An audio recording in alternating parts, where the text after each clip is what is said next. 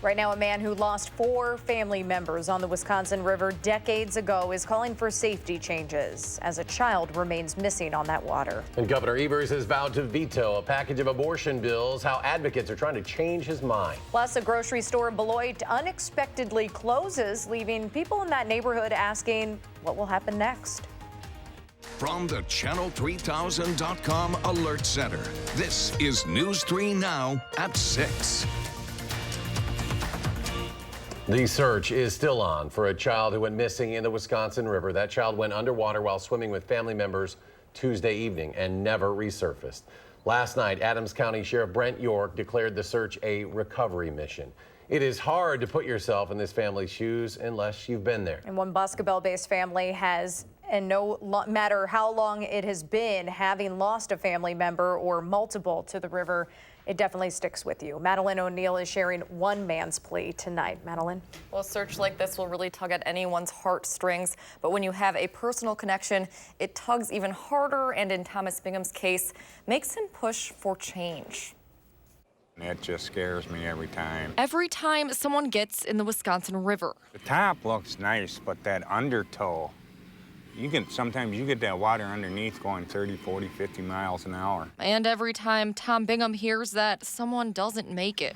Took my brother's family. He now lives in Clyman in Dodge County, but he's often brought back to a hot August day in 2000. His brother of Boscobel was working at the time, but Bingham's brother's wife and her 3 kids, along with Bingham's stepdaughter and son, decided to go swimming on the Wisconsin River in Grant County. Because, like I said, that undertow is so strong, and it can take you just like that. And that's what happened with my brother's family. Bingham's sister-in-law and her 3 children between the ages of 9 and 14 drowned. 19 years later, I kind of sit and wonder what them children would be like today. He wonders about the many others caught by the current too. Every year it seems like there's 2 or 3 people drowning in that river. Including the family whose child still hasn't been found in the Wisconsin Dells area this week. I offer them my condolences and everything, but it's going to be hard. It is. We got to figure out what to do. Bingham would like officials to add more signs or find some way to stress how dangerous the river really is. Get the DNR involved or whatever you have to. Anything so another family is spared this heartache. Hope they can stress better than me about safeties of that river. Bingham also stresses using life jackets no matter what. I also touched base with Bingham's stepdaughter online today. She was in that river that day in 2000 when she was only 9 years old. She was taken by the current as well, but was able to fight her way back to shore. We'll have more on her message on our website. I'm sure that's really impactful as well. Maddie, thank you so much. The Kenosha County Sheriff says he's received hundreds of tips related to the shooting death of an off-duty Racine police officer. Now, the reward for information that puts this suspect here behind bars is now up to $37,000. Meanwhile, the memorial for Officer John Hetland is growing. The 24-year veteran was shot trying to stop an armed robbery at a bar. Those who knew him best say they're not surprised by his heroic actions. What John Hetland displayed this week was what he displayed every other day of his career. Courage, honor, dignity, sacrifice.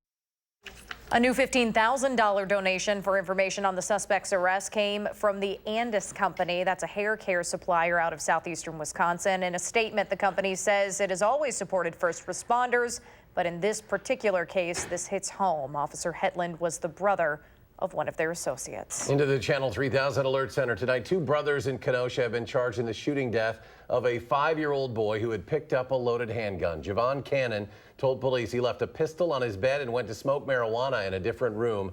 He says he returned to see the child, Dakari Weldon, playing with that weapon.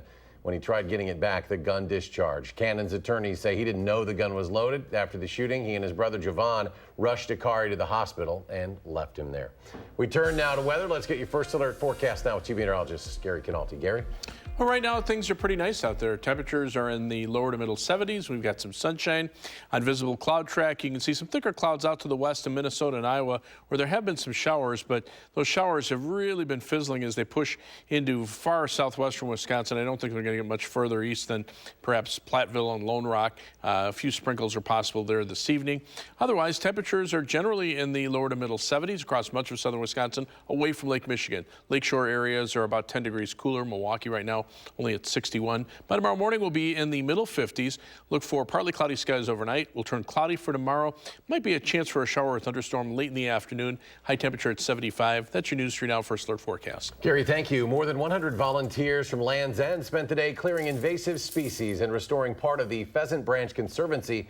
That was an area hit hard by last summer's historic flooding. Getting rid of invasive plants like buckthorn goes a long way in keeping phosphorus-rich soil and water out of our lakes. That could potentially prevent hundreds of pounds of blue-green algae from forming. Middleton officials will be discussing the state of the Pheasant Branch Conservancy and the restoration planning process tonight at 7 p.m. At the state capitol, Democratic Governor Tony Evers won't say whether he will veto the Republican-crafted two-year spending plan for the state.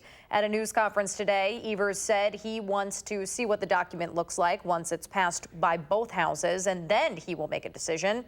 Two Republican senators say they will vote no on that budget, meaning if the Senate loses one more GOP vote, that budget will not pass. Speaker Robin Vos says he believes the proposal does reflect Assembly Republicans' priorities, and they don't plan on making substantial changes to appease senators who oppose the plan. Meanwhile, Republicans are calling on Governor Evers to not veto anti-abortion measures.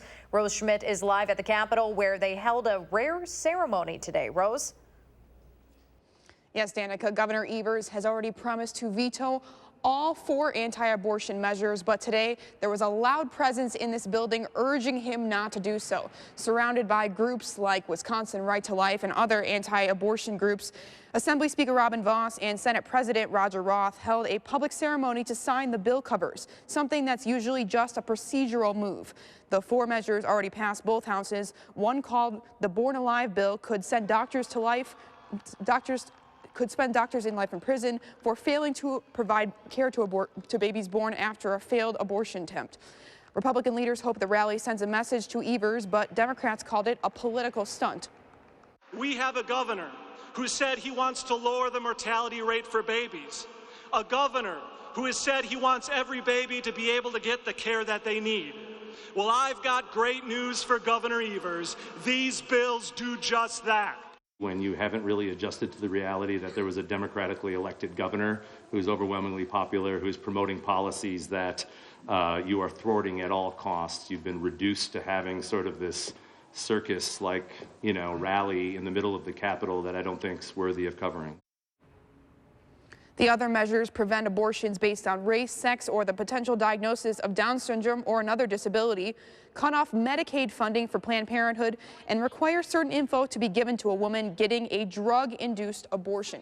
Now, Governor Evers' spokeswoman says today that he remains committed to vetoing all 4 of these bills. Certainly something we will continue to follow. Rose Schmidt reporting live from the Capitol. Thank you, Rose. And the State Assembly has approved 2 bills increasing drunk driving penalties. The first requires anyone arrested facing a first offense OWI to appear in court. Now, current law considers the first offense a civil violation, not criminal, so people can skip that initial appearance.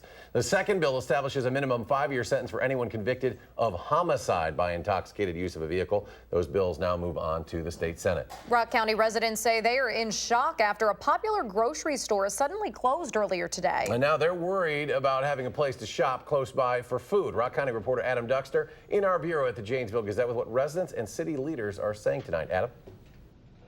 Well, Eric and Danica, it was a move that people I talked to today say just came out of absolutely nowhere. But now they're wondering what's going to replace the Save-A-Lot in Beloit.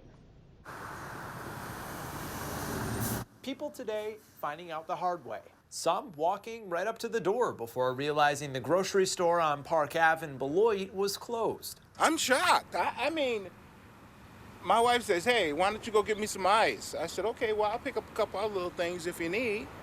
And here I am, and it's closed. Store closed for good. Lennon Carpenter Jr. says he relied on this Save-A-Lot to get things he needed. Pastries were good, meats were great. Fish, oh my God, the fish was excellent. But it didn't just come as a shock to him. It came as a surprise to the city as well. But in fact, we were never officially notified by the companies. And as Save-A-Lot leaves, it's leaving the neighborhood wondering what's next. Price Floyd lives across the street and says he remembers when the store was built. I watched them do the foundation and all the digging and cutting and... Now, as it's leaving, he and his nephew Al are left to sit on their porch and wonder why it's happening. It's not just a supermarket, it's convenient for people. You know what I'm saying? People that don't drive, they need just somewhere they can walk and get food or whatever they need. Why would you take away a supermarket that is convenient for the community? And that's what Save-A-Lot was. And as the rest of the city catches up to speed with the store's closure, Al and Price are not the only ones left wondering. And if we're not sure what's happening, we need to find out from someone what's going on. At least let us know. Now, the store did not give a reason as to why it was closing, and now the major concern is what are the nearest grocery stores that are close by, both of them being more than a mile and a half away. And Floyd Price says for folks like him that rely on having a grocery store nearby that they can walk to, that's just not going to work. Well, we'll see what the next step is for that space. Adam Duxter in Rock County. Adam, thank you. And just ahead, a local organization has helped eradicate cataract blindness from a country in Africa. We will introduce you to those people behind that effort and share how they plan to sustain their mission for years to come.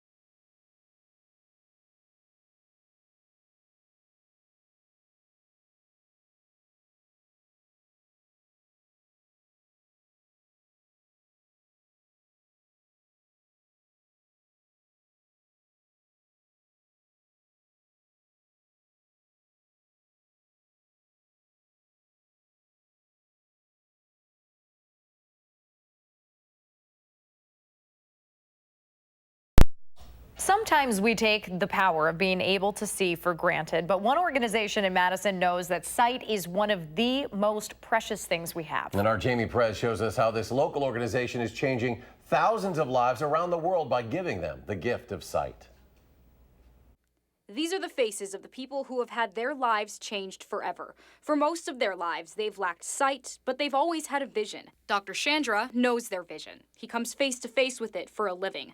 He's just returned from Botswana, where his team and organizations that he partnered with helped the entire country completely rid of cataract blindness. And in 3 years, we got 6,000 cataract surgeries. Dr. Chandra said there are no eye doctors in Botswana. Everyone who has cataracts has no way of fixing it. We have to do something for our neighbors. His organization, Combat Blindness International, was started so he could give back and help as many people as possible. Rina Rajpal has been with the organization since she was a little girl. 90% of those who are blind live in low-income countries.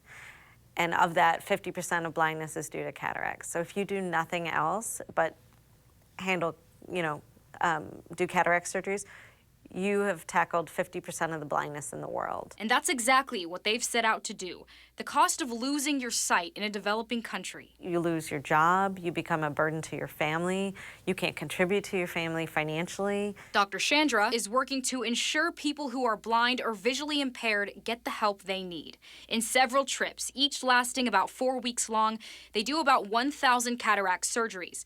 For $25 and 15 minutes with an eye doctor, 6,000 Botswana patients got their lives back. And they come in, they're fearful, they don't know what's going to happen, but then they come out and they can see everything, and you can just see their smiles, their confidence. This journey is not over yet. While they may have cured cataracts for thousands in Botswana, their next goal is to sustain this, to train people there to cure this without their help, before moving on to help thousands get their sight back in other parts of the world. It feels good that we have made our contribution to the humanity.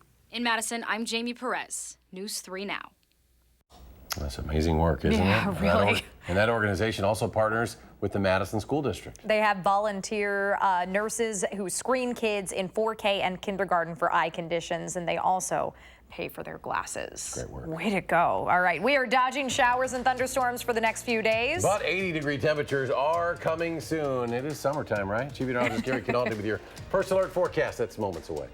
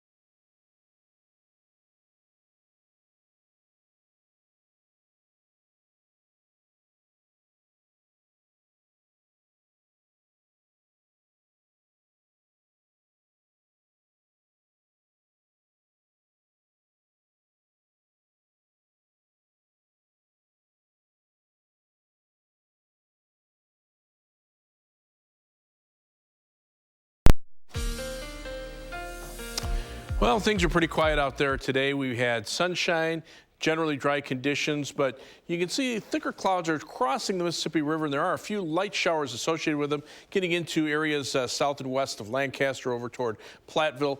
A lot of these will fizzle out as they continue to move eastward, so not expecting much in the way of shower activity other than areas west of Madison this evening. A little cluster of thunderstorms over southern Minnesota dropping southward, and more storms starting to develop north of Omaha, Nebraska, where there's a possibility for some severe weather tonight. Now, tomorrow, there's a marginal risk of severe thunderstorms into southwestern Wisconsin, Madison, mainly late in the afternoon into the evening. The possibility for gusty winds and hail with the stronger storms, and even on Saturday, a marginal risk into at least far southwestern Wisconsin. But if we look at rainfall amounts, so the computer model just updating, but we're generally looking at about an inch to an inch and a half over much of southern Wisconsin through the weekend. But beyond that, perhaps another inch later on next week. Humidity levels will stay high, but it's hard to pick out any day that would seem to have a better chance for rain. So we have slight chances of rain in the forecast just about every day at the end of next week. Most of the time, though, will be rain-free. Live view from the Queen Bee Radio Skycam in Platteville showing a little sunshine on the western horizon. But you can see a few buildups in clouds looking east from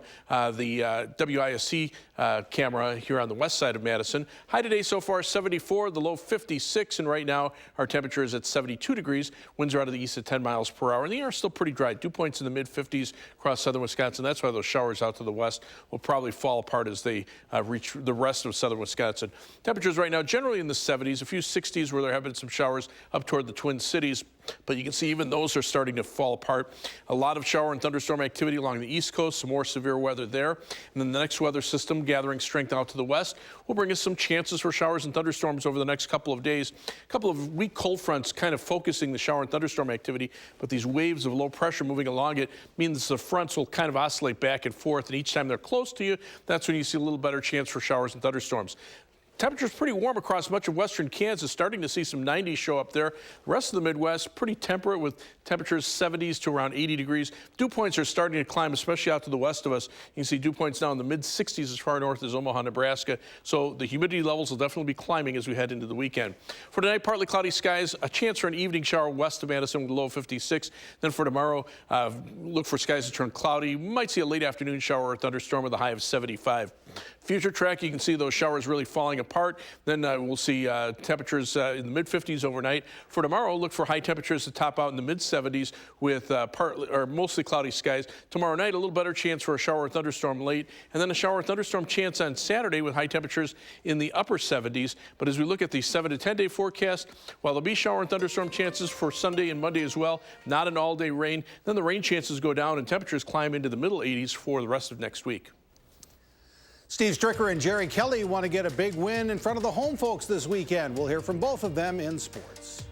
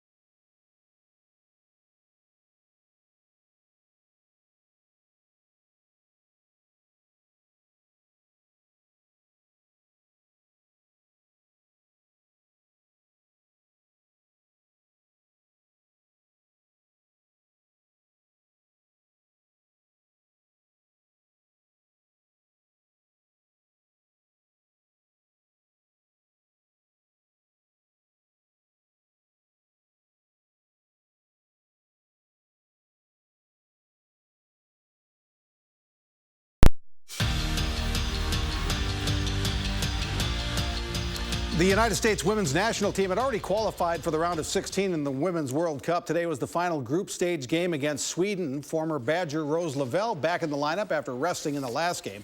Lavelle didn't score, but her team did. In fact, it took less than 3 minutes for the Americans to get a goal. Megan Rapinoe off the corner somehow bounces through to Lindsey Horan. Quickly 1-0 USA. Then the Americans get a little help from the Swedes. An own goal coming up. Tobin Heath will shoot it. Well, I don't know if we're going to get to it, but anyway, it deflected off a defender's leg. 2-0 business-like win for the U.S. as they go undefeated in group play. The knockout round begins Saturday. The United States side of the bracket begins Sunday with France and Brazil.